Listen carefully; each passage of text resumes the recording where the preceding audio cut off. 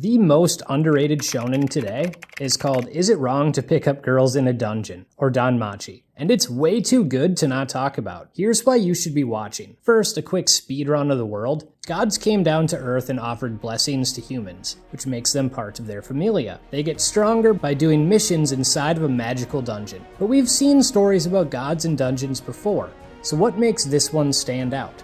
Well, titties. Lots and lots of titties. I'm kidding. It starts with Bel Cornell, who works with his busty horn dog of a goddess Hestia as the only member of her familia. Since Bel's grandpa died from a monster attack, they are all each other has. They literally share a room in an abandoned building together, and they have a strong bond. Skipping past her obvious infatuation with him and the jealousy that comes with it, she has insecurities about him leaving her for more influential gods, which makes sense because it seems like everyone is obsessed with Bel, and they're right to be. But why?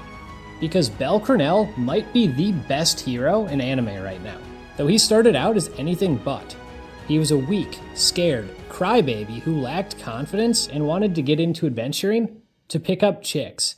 They literally called him Little Rookie. And in his first raid, he's nearly killed by a Minotaur before being saved by Ais Wallenstein, the premier adventurer, in Arario. We'll get back to Bel in a bit, trust me, but first, we have to set the scene. Season 1 mostly sets up the world, cast, and relationships. There isn't some long-term storyline. And admittedly, it takes some time to find its footing, but there are also genuinely great moments early on. We meet Lily Ruka Ard, a girl orphaned after her parents died in the dungeon as adventurers. She ended up on the street until she was taken in by the Soma familia, a familia that controls members through addiction, where she was exploited. When she tried to escape, they interfered and gave her no choice but to return. This gave her a deep hatred of adventurers. She'd join them on raids just so she could betray and rob them, Bel included. We see how she struggles with her past hatred, conflicting with her current fondness of Bel. We meet Welf Crozo, a blacksmith from a legendary blacksmith family, who gives up making magic swords because of the greed and power that comes from using them. We also see Bel grow in his rematch with the Minotaur, where he refuses to let Ais continue to be his crutch. So let's talk about her for a second. Ais herself is not that compelling. She's usually portrayed as flawless, but her relationship with Bel does make the story more interesting. At the beginning, he's enamored with her. He runs away and can't even look her in the eyes. This evolves into seeing her as a benchmark to reach. As he continues to grow, they begin to see each other as equals, and eventually, he's forced to stand up against her to stand by his ideals. Season 2 gets way more into the politics the gods play. Seeing different gods, their relationships with each other, and their conflicting goals adds depth to the world. Freya, Hermes, Ishtar, Apollo, and Soma all play different roles in the story, and play them well. The War Games arc, Soma arc, and Haruhime arc could have been longer, but I also enjoyed the ending as it was. Then the show started to hit its stride. Season 3 is when all of that setup starts to pay off. For 2 seasons, we've seen monsters are mindless beasts who are exceedingly dangerous. Then we meet one with intelligence and emotions, and that completely flips the script on how you view right and wrong. It's a brilliant moral dilemma, and the cast has to decide how to react to this knowledge. Starting with Bel. Over time, he's grown. His body is stronger. His resolve is deeper. He's more of a leader. Before you know it, he's a hero that both the audience and cast can rally behind. And look, I know it's not cool to be a pure good guy anymore. If you're not edgy, you're considered boring or perfect. And I think that's kind of sad. Bel is far from perfect. 4 seasons in, he's still impulsive, reckless, and naive.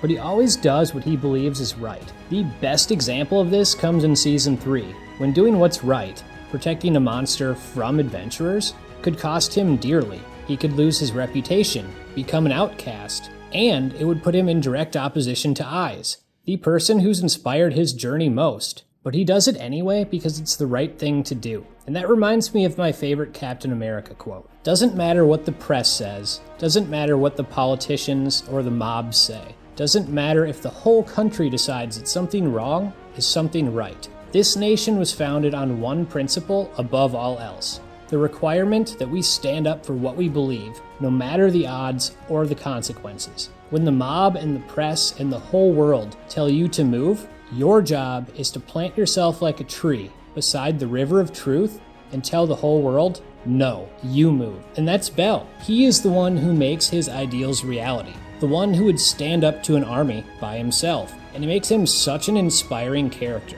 Even when others are working behind the scenes to improve his faltering reputation by manufacturing scenarios for him, Bell continues to do what's right. By season 4, everything has come together. We basically have a 20-episode dungeon raid where everything that can go wrong does. Bell hits new highs and new lows, showing that even with his growth, he still has a long way to go. The side characters have to survive on their own for once, and everyone plays a crucial part in doing that. But what elevates Season 4 most? Diving deeper into Ryu and her relationship with Bell. Throughout the first few seasons, she comes off as a stoic badass, but here we see she's really an emotional idealist who has been beaten down by survivor's guilt and the reality of the actions she took in response to her trauma. She's arguably the lead of Season 4, and exploring her past, why she acts the way she does, and how repressed she has been is captivating, as is watching her relationship with Bell grow,